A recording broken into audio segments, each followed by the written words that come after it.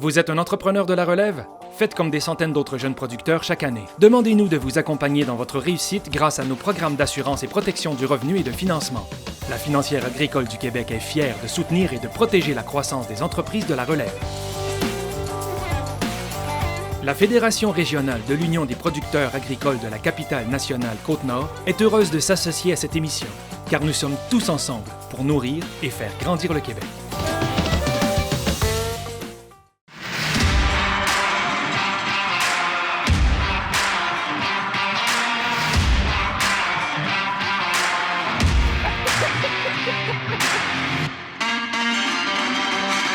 Bonjour tout le monde, bienvenue à La Voix agricole. Cette semaine, comme vous pouvez le voir, c'est un sujet un peu particulier, donc cœur sensible s'abstenir, mais non, si je suis là, ça va bien aller.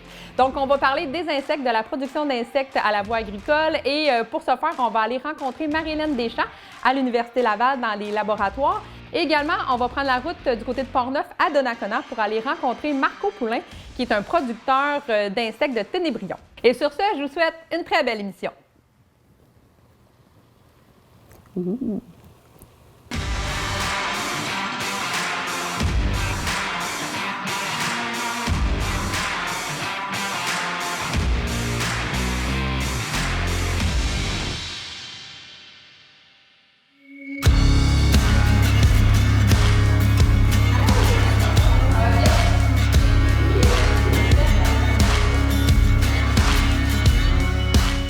Bonjour, je m'appelle Marie-Hélène Deschamps. Je suis professionnelle de recherche au département des sciences animales de l'Université Laval.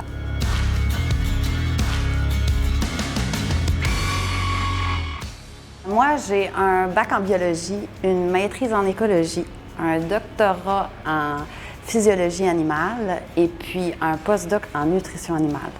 OK. Et qu'est-ce qui vous a vraiment attiré dans ce genre de recherche-là au niveau des insectes? En fait, c'est l'opportunité que ça présente.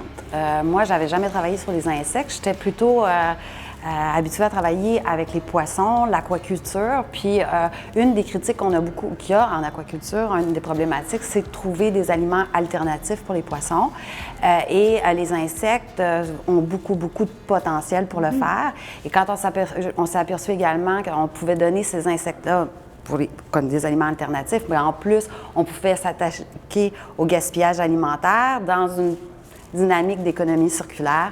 Là, très rapidement, on voit l'intérêt d'amorcer ces recherches-là. Dans l'unité, c'est notre production de mouches solde noir. OK. Nous autres, on est en sciences animales, mais nos recherches recoupent l'ensemble de la filière de production d'insectes.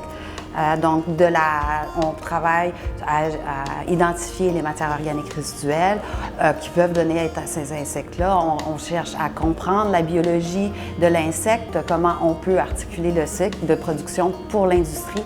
On travaille aussi sur des projets qui sont en transformation des insectes, comment les sécher, comment les broyer, comment les intégrer dans la moulée d'élevage pour le poisson, par exemple, ou la volaille. Comment ça fonctionne exactement dans votre laboratoire? Parce que pendant la visite, on a vu un peu votre procédé, sauf que c'est pas une énorme production.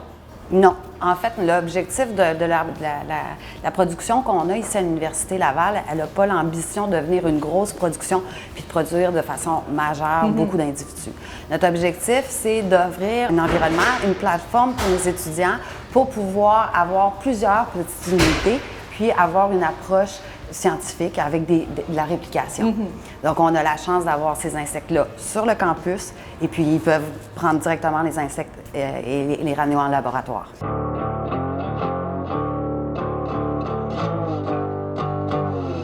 Dans le fond, le travail que vous faites, c'est vraiment à partir de la larve. Oui. En fait, qu'est-ce qu'on fait? C'est que justement, une fois qu'on a des œufs, les œufs, on va les récolter tous les matins, puis on va les mettre au-dessus de substrat alimentaire. Alors, on peut le choisir. Puis, les larves, quand l'œuf va éclore, les larves vont tomber directement dans la nourriture et elles vont se mettre tout de suite à manger la nourriture. Puis là, on va avoir une croissance d'à peu près 1000 à 1500 % en l'espace de 6 jours. Alors là, je vais pouvoir vous montrer. Ça va rapidement, oui, ça va très vite. Ils sont très voraces, ils mangent énormément de matière.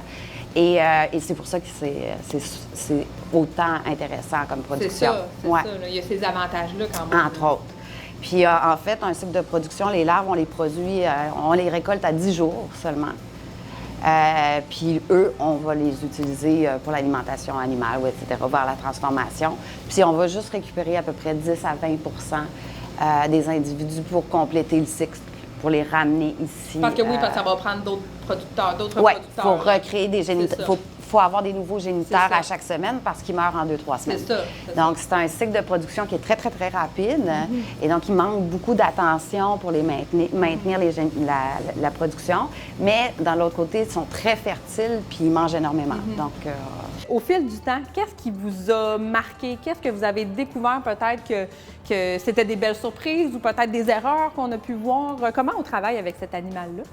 En fait, qu'est-ce qu'on s'est aperçu, c'est que c'est un animal qui se débrouille très, très bien au niveau de la biologie, etc., qui est très généreux et donc on peut rapidement amorcer des recherches dessus. Puis ça, c'est très, je dirais même gratifiant. D'un autre côté, on va avoir plein de petites problématiques qui sont liées qu'on ne s'attend pas. Exemple, une larve d'insecte, ce qu'on produit, c'est fait pour ne pas se dessécher. Donc, quand on arrive vers des produits de transformation où on va nous dire, OK, bien, il faut sécher le produit pour pouvoir bien le conserver, bien, on s'aperçoit qu'il y a beaucoup de chemin à faire, puis il faut qu'on fasse beaucoup de recherches pour essayer de savoir bien, comment on peut optimiser ces procédés-là. Donc, c'est des choses qu'on ne s'attend pas nécessairement quand on démarre ce genre d'études-là. Est-ce qu'on voit des problématiques chez ces insectes-là, comme on peut voir dans une autre production animale, autant au niveau de la conformité, de la génétique, des virus peut-être? Est-ce qu'on retrouve ça aussi dans le monde des insectes? En fait, ce qui est intéressant, c'est qu'on n'a pas beaucoup de connaissances à ce niveau-là jusqu'à maintenant, mais on a beaucoup de connaissances dans d'autres espèces. Puis on sait très bien que c'est une production animale comme une autre et que les problématiques qu'on rencontre dans des productions classiques, on va les rencontrer. Donc, on adresse déjà toutes ces questions-là. Les questions de génétique, les questions de pathologie, les questions de sélection qu'on pourrait faire de façon volontaire ou malgré nous.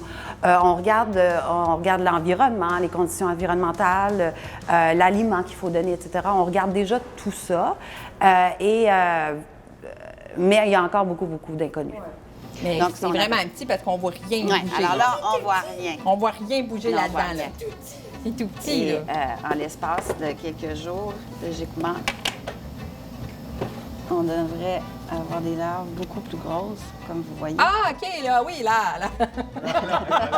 Là, on rentre dans le vif du sujet.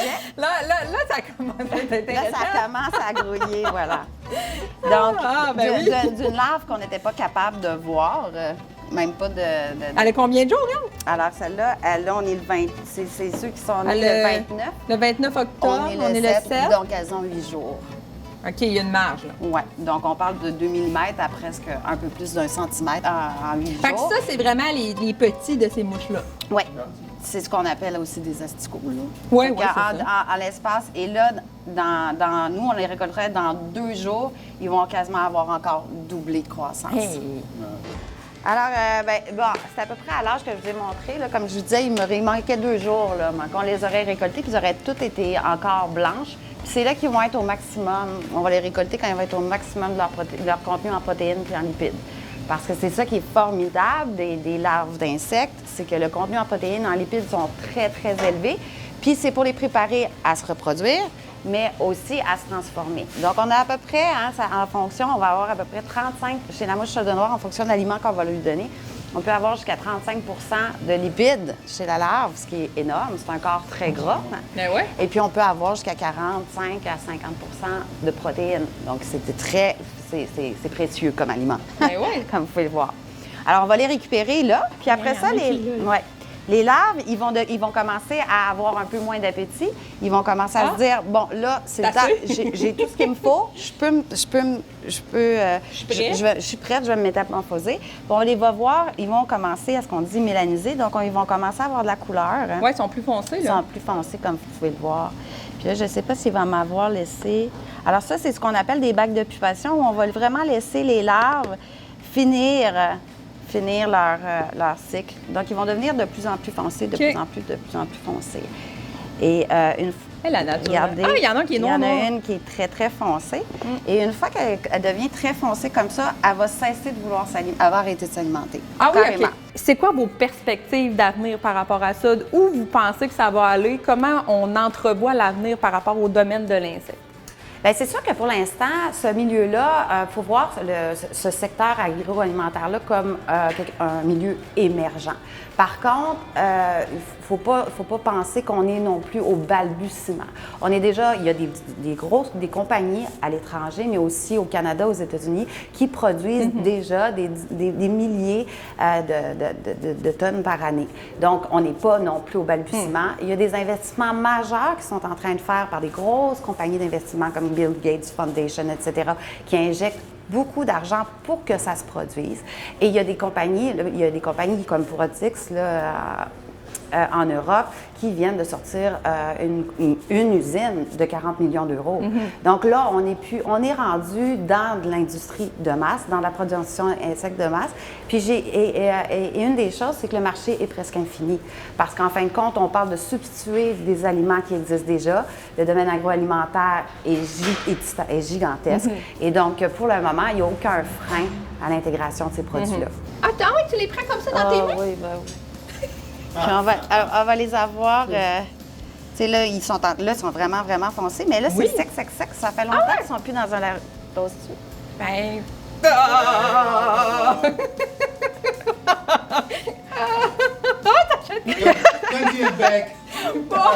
Voilà. Voyons. Non, ça va bien. Ça dérange pas, là. Non, ça va bien. Ça va. Non, ça va bien se placer. On va voir le comité d'éthique sur le dos, là, merci. De échapper une larve.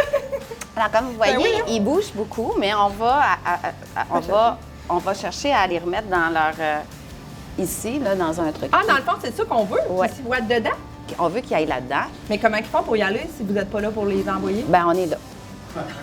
Il n'y a pas de question. Non, c'est ça, on est là. Alors, évidemment, c'est nous autres qui assurons le cycle en façon dans la Mais ils sont nature. sont-ils capables de monter? Oui, ils seraient capables. Ils sont capables, OK. Mais là, ils préfèrent aller se cacher carrément en dessous. Regardez, là, ils cherchent tout à aller se cacher en dessous pour se cacher. Ben oui. On va les mettre dans un substrat qu'on appelle d'émergence, en fait, comme qui est vraiment une place pour les abriter, pour qu'il n'y ait pas trop d'humidité. Comme vous voyez, c'est des copeaux de bois. Donc, oui, de l'humidité, mais pas trop. OK. Pour pas qu'il y ait des problèmes de moisissure, etc. Parce qu'évidemment, là, ils vont être à un stade un petit peu plus fragile parce qu'ils sont en métamorphose. C'est quoi l'avantage de consommer des insectes versus autre chose? Ah, il y a plein d'avantages, en fait. Bon, au niveau nutritionnel, c'est une protéine animale de très grande qualité. Donc, on a vraiment beaucoup de protéines, des niveaux de lipides qui sont très importants aussi. Donc, c'est l'énergie de les protéines avec des profils d'acides aminés aussi qui sont très bons. On a des taux au niveau des minéraux qui sont très élevés, notamment en fer. Donc, on peut se dire que c'est un aliment qui est bien pour les femmes. Donc, au niveau nutritionnel, je ne dirais pas que c'est un super aliment, j'aime pas ce terme-là, mais c'est un aliment qui est complet, puis c'est vraiment une bonne source de protéines. L'autre avantage, c'est qu'on produit des protéines et des lipides avec un impact environnemental qui est vraiment moindre que ceux des autres grandes productions. Les taux de conversion alimentaire sont vraiment très, très bons. Si on les compare, on va utiliser moins d'eau, moins d'énergie, moins de superficie d'élevage. Donc, tout ça mis ensemble, on mange non seulement un aliment de qualité, mais qui a moins d'impact environnemental. Bien, Madame Deschamps, merci beaucoup. Bien, merci à vous.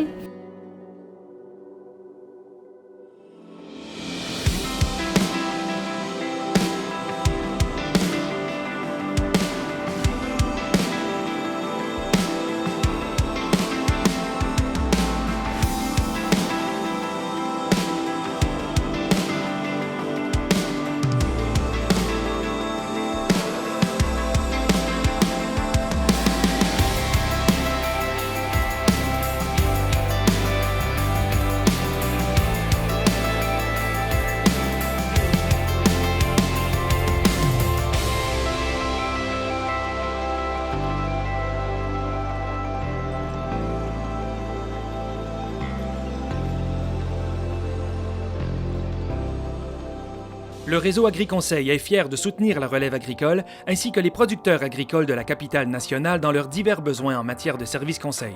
Les aides financières offertes par les réseaux AgriConseil sont rendues possibles grâce au programme Service Conseil 2018-2023 en vertu du Partenariat canadien pour l'agriculture.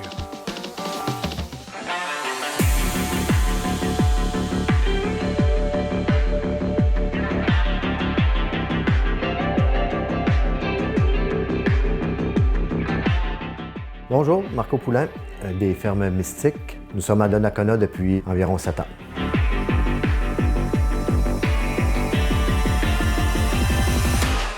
Si on recule, il y a environ 6-7 ans, j'avais vu un reportage à la télévision qui parlait un petit peu des insectes. De là, j'ai commencé à vérifier, faire mes propres recherches. On s'est aperçu qu'il y avait beaucoup de valeurs nutritionnelles avec les insectes. Fait qu'on a commencé à étudier, à continuer à analyser pour voir de quelle manière que ça peut être fait pour la consommation humaine. Fait que là, on a décidé de lancer les fermes mystiques pour la consommation humaine, la consommation animale et la biotechnologie. Comment vous êtes allé chercher les méthodes de production? Parce qu'évidemment, dans ce milieu-là de la production d'insectes, on n'a pas tant d'informations encore et peut-être d'expertise. On va chercher ça comment? C'est sûr que c'est une niche un petit peu, les insectes. Ça commence, ça débute, on va en avoir, ça va grossir beaucoup, ça va continuer à grossir, mais pour commencer, c'est beaucoup d'essais-erreurs qu'on a fait aussi. Si on regarde sur Internet, on pense avoir des outils de travail, ils nous expliquent comment c'est, puis finalement, c'est jamais comme c'est. On essaye ce qu'ils disent, leur technique, ça ne fonctionne pas. Ça fait que donc, on se base un petit peu sur ce qu'ils ont, puis on fait nos propres études, puis j'ai fait mes propres recherches tranquillement. Et quel insecte vous avez choisi avec lequel vous vouliez travailler? On a commencé au début, on avait des grillons et on avait aussi des ténébrions. On a commencé, tout l'espace était plein. On a décidé d'enlever les grillons pour certaines raisons personnelles qu'on a analysées, puis on a décidé d'aller vraiment vers les ténébrions. Le ténébrion, c'est plus de l'élevage vertical, c'est le plus intéressant. Pour la biotechnologie, qu'on avait fait nos analyses, c'était avec les ténébrions, donc on a décidé de rester vraiment vers les ténébrions. Il y a des bons avantages. On peut aller entre 53 et 70 % de protéines, c'est intéressant. Naturel aussi, fait que puis on n'a pas besoin d'avoir d'eau, ils vont prendre l'eau dans leurs fruits et légumes qu'ils vont avoir aussi, rendu à une certaine phase.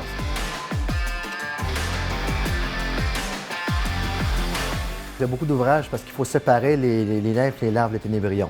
Donc, la larve, au saut qu'il y a l'œuf, jusqu'à ce qu'il vienne à la consommation humaine, il peut y avoir à peu près 12 à 14 semaines environ.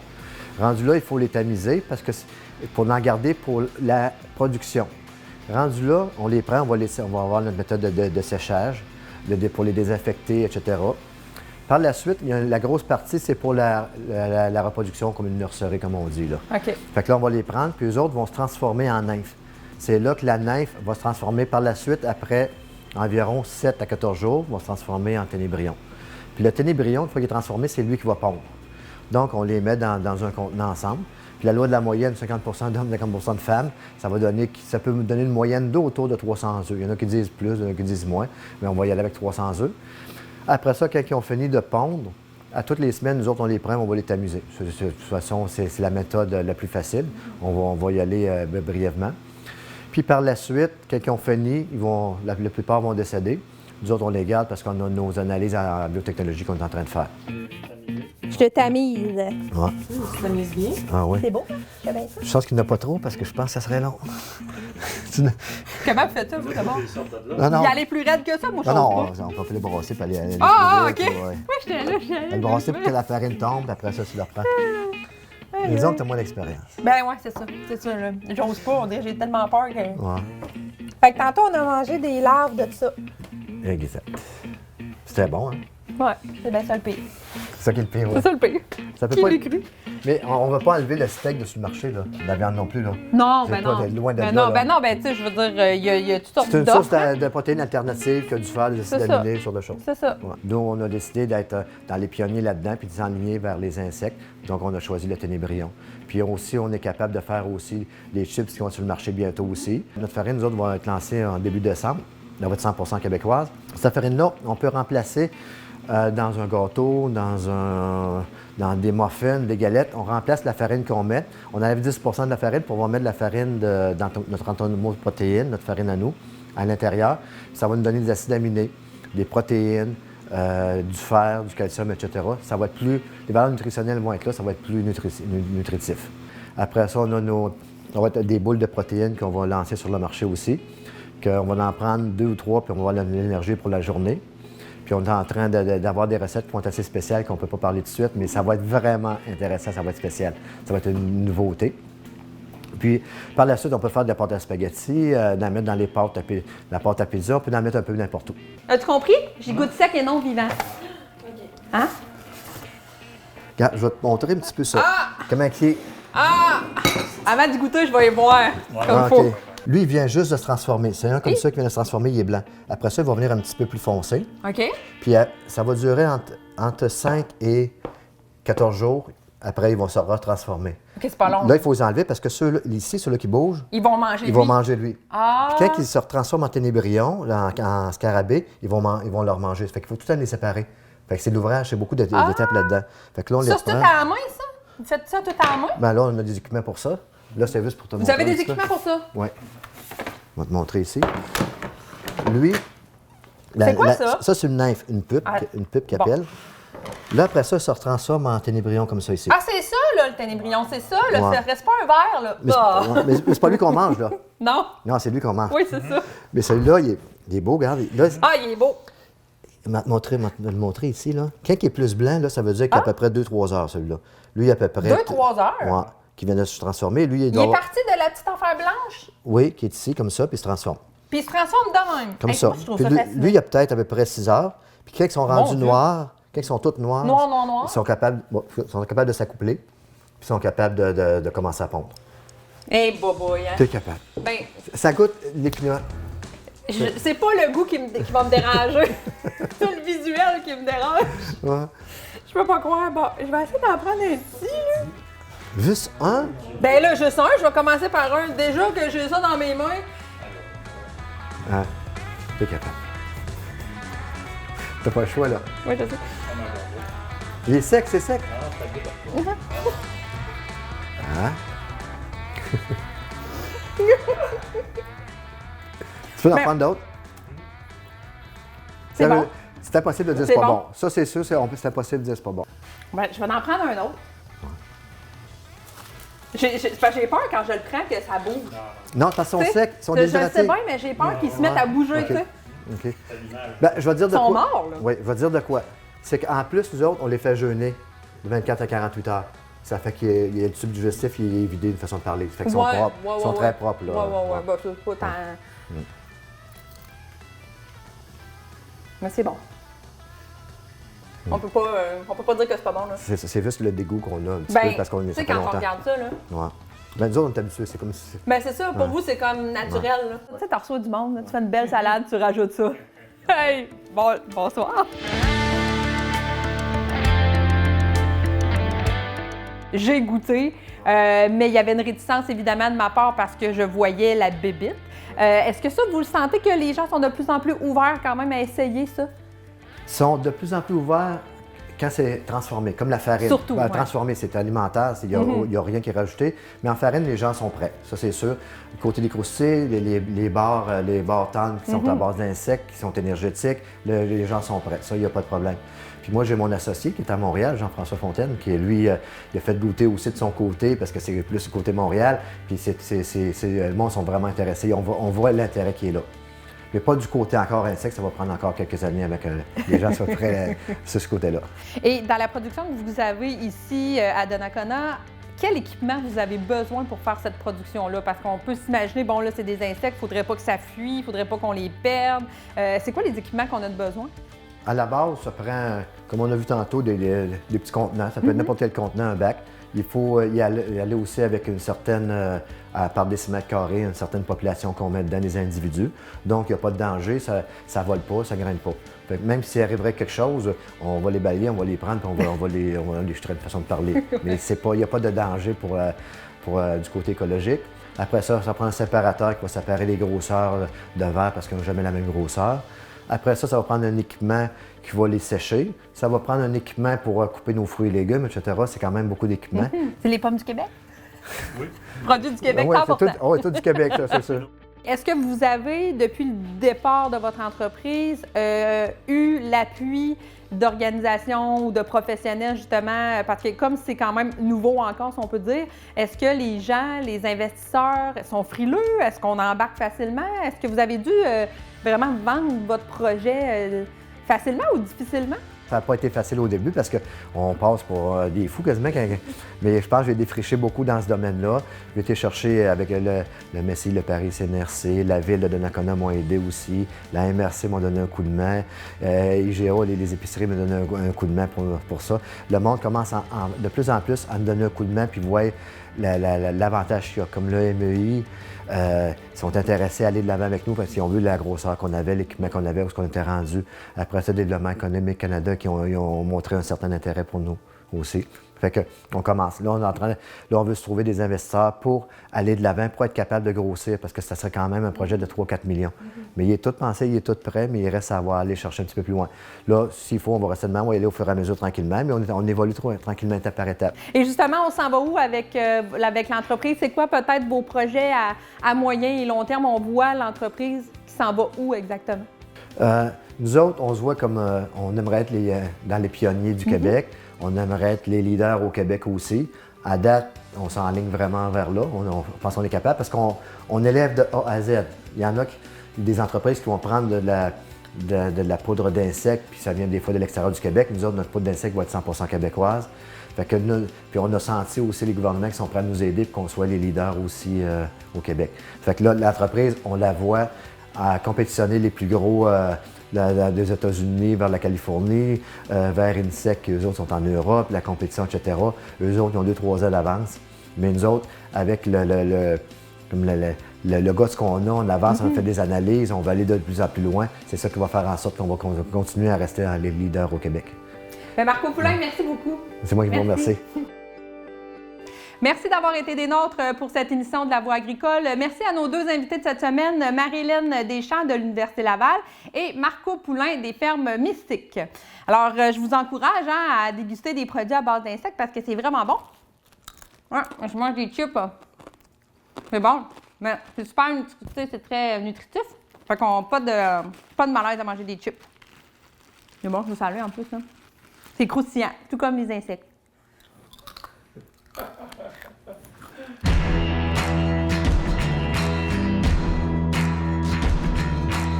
Cette semaine, le thème, l'agro-environnement. Pour ce faire, nous allons du côté de Saint-Casimir rencontrer Sylvain Lacquer, qui est un producteur agricole.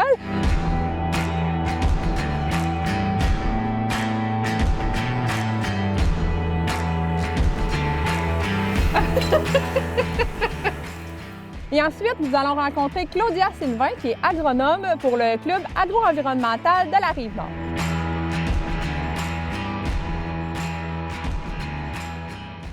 Alors sur ce, je vous souhaite une très belle semaine.